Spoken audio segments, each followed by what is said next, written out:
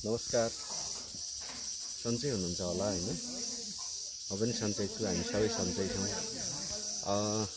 पूर्वी क्षेत्रमा, नेपालको पूर्वी क्षेत्रमा जो किराँती बस्तीहरू सघन बसोबास रहेका क्षेत्रहरूमा अब उभौलीको रौनक सुरु भएको छ। किराँतीहरूले यो उभौली पर्वलाई धुमधामका साथ मनाउने अब क्रम चाहिँ यो पूर्णेदेखि सुरु हुन्छ।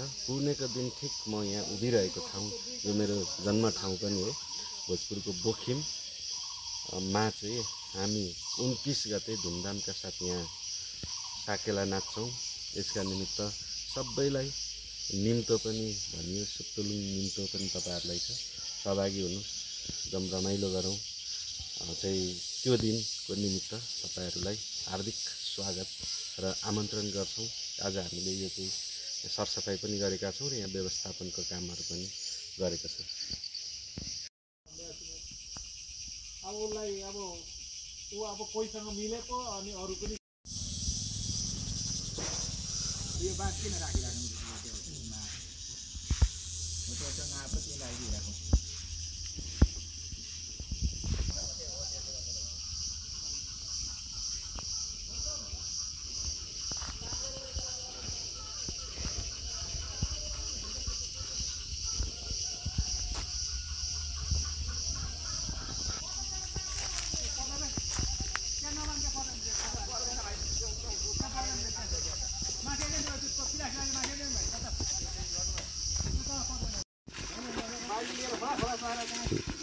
अहिले